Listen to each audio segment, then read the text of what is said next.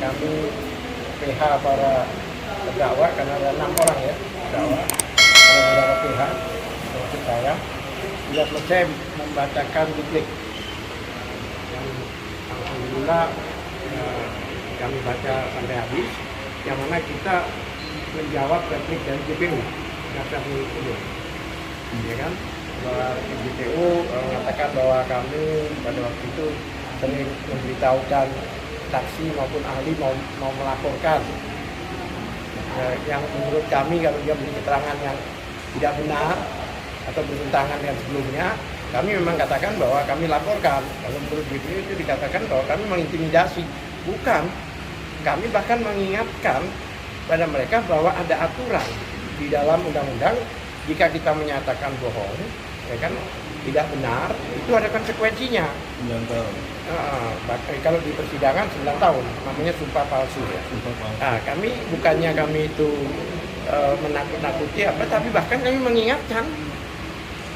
Karena apa? Pasti dia tidak tahu bahwa itu memang ada aturannya, bukan biar nggak seenaknya lah istilahnya membuat kebohongan-kebohongan.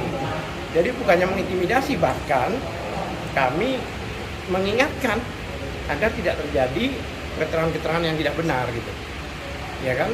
Kemudian di dalam replik kemarin itu kan beberapa fakta persidangan tidak dimunculkan oleh JPU, ya kan, diantaranya pertemuan di apartemen sebelum ada laporan dan sebagainya, itu tidak disinggung dalam repliknya, padahal dalam pledoi kan kami singgung. Kemudian juga masalah rekening yang ditunjukkan pada waktu itu hanya atasnya aja yang asli, bawahnya semua fotokopi, sehingga tidak bisa dijadikan barang bukti, karena barang bukti harus asli. Kasus pidana ini kan dasarnya penyitaan, jadi sesuatu yang sudah disita kan, ini faktanya belum tidak bisa dibuktikan, dan itu tidak disinggung dalam replik. Pada sebab itu kami simpulkan, karena dia tidak menyinggung berarti dia sepakat. Kenapa? Kalau tidak sepakat kan pasti dibantah. Karena tidak dibantah berarti sepakat memang ada rekayasa, sepakat memang rekening itu bukan asli dan sebagainya. Nah, dia tetap bertahan bahwa itu adalah piramida, yang mana semua ahli saksi tidak ada satupun yang mengatakan itu piramida. Bahkan ahli piramida sendiri yang dihadirkan JPU, saya lupa namanya, begitu kami beritahukan sistem kerjanya edisi cash, akhirnya dia merubah bahwa di sini edisi cash nggak ada piramida. Kalau begitu bukan piramida. Bahkan dia bilang ini jual beli asli, bahkan bukan pidana, perdata. Ya kan, ahli piramidanya sendiri yang ngomong begitu. Nah, kali mungkin pada waktu itu dia hanya mendengarkan beberapa saksi dan pelapor, sehingga tidak ada kesimpulan yang fair.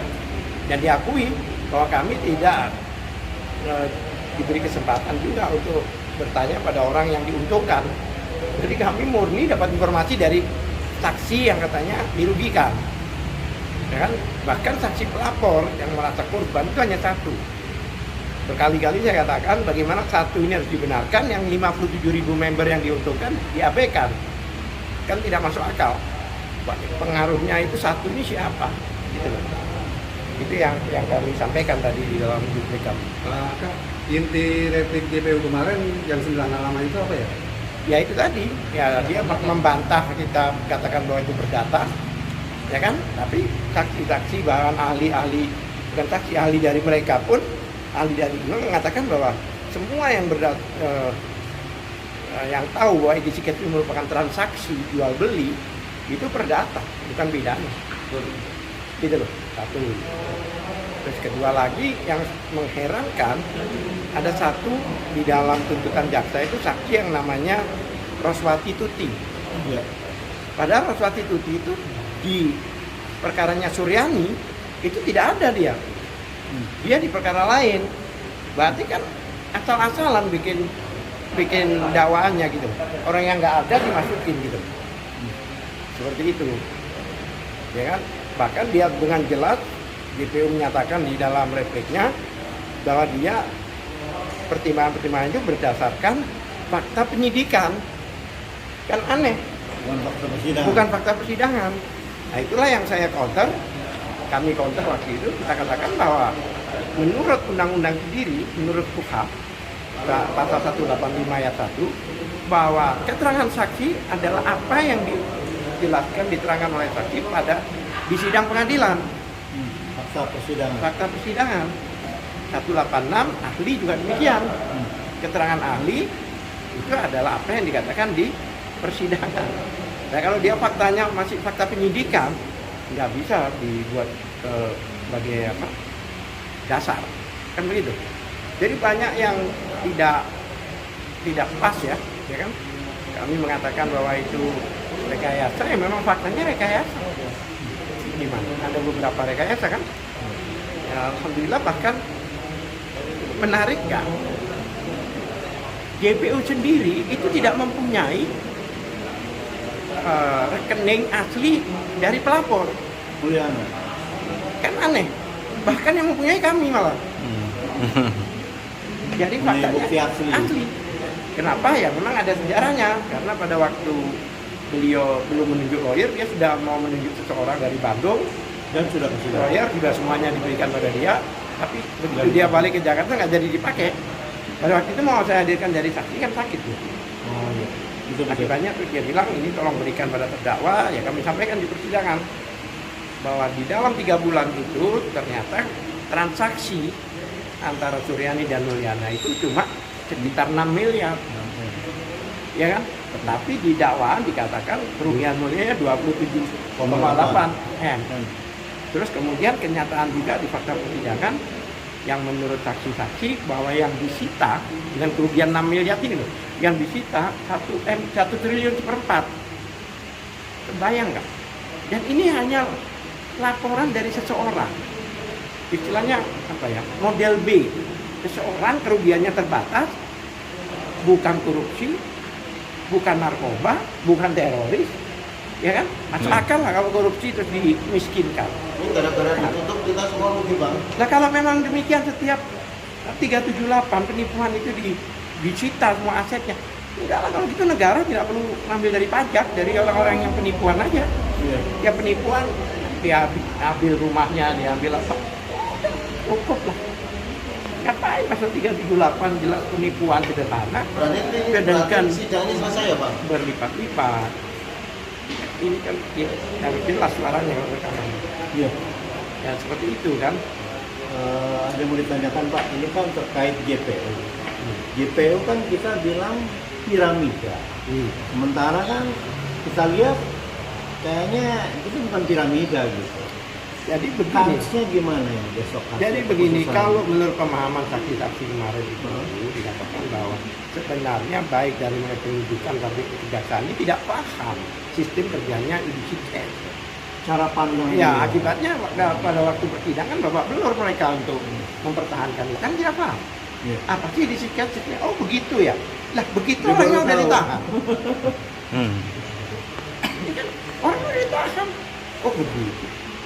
Nah, sebab itu dari beberapa pasal yang dikenakan, penipuan, penggelapan, terus menyiarkan berita, apa namanya, menyebarkan video, ya kan, menyebarkan video, kemudian dia semua kok di berita media sosial tanpa itu bodong bang? Tanpa perizinan. Nah, karena orang tidak tahu definisi bodong itu seperti apa. Kalau dinamakan investasi bodong itu semua dirugikan, itu bodong. Terus nggak ada izin gitu ya bang? Nah itu menarik. Nah, masuk salah satu pasal 106 Undang-Undang Nomor 7 tanpa izin. Padahal ada izinnya malah berlapis-lapis. Ada dari Departemen Kehakiman, Kementerian Kehakiman, ada dari Menko, ada dari Bapepti. Nah ya, begitu saya konfirmasi ke ahli dan saksi, loh ada toh, nggak tahu. Nah, kalau ini gimana coba? Bagaimana nasib orang yang ditahan ini? Terus berita yang selama bagaimana orang melapor, orang bersaksi, ya kan? Yang mana dia tidak tahu. Dia ngomong apa izin? Tidak memang ada izinnya kok. Tapi orangnya udah terlanjur. Nggak mungkin dihentikan persidangan ini. Makanya kami sangat mengharap hakim melihat dengan objektif, fair, ya kan, dan benar-benar menegakkan keadilan. Amin. Ya. Itu harapan Karena di dalam selalu di dalam putusan itu atas apa namanya, selalu keadilan berdasarkan ketuhanan Yang Maha Esa, selalu dialihkan ke Tuhan. Bahkan banyak bicara bahwa hakimnya adalah wakil Tuhan di dunia, Iya. ya kan? Kalau dia Panjangan tangan. kepanjangan tangan, Tuhan nggak punya tangan, Pak. Begitu. Jadi istilahnya, ya mudah-mudahan hakim melihat dari kacamata yang jernih, kemudian dia melihat bahwa memang tidak ada perbuatan melawan hukum di sini. Ya. Dan Suryani, orang yang nggak tahu apa-apa, ibu rumah tangga, Anak sebelah. ya kan? Anaknya 11 lagi. Ibu rumah tangga, nggak tahu apa-apa, bahkan tidak ada, dia bukan pegawai di perusahaan itu, dia bukan pemegang saham, Misalnya mitra. iya, dia hanya member seperti yang lain. Nah, kalau semua member itu dikatakan bahwa mereka melakukan apa namanya itu skema piramida, berarti semuanya ditangkap oleh 57 orang. Semua melakukan itu transaksi itu dan semua sebagai exchanger. Penjara bisa penuh kali ya Pak? Siap nggak Semua. menangkap 57 orang itu? Ya. Karena status Suryani sama dengan mereka, bahkan dengan Mulyana sendiri. Ya Mulyana ini sebenarnya saya nggak tahu apa ada agenda tersembunyi atau apa, mungkin mau menggantikan atau yang jelas dia itu kalau istilah saya itu lempar badan atau cari kambing hitam karena dia terlalu mempunyai program-program terlalu banyak, tidak bisa mengendalikan. Sebelum dia dilaporin, dia laporin orang dulu. Bukan saya yang salah, orang ini loh. Padahal dia bertransaksi, bukan setor uang, jual beli.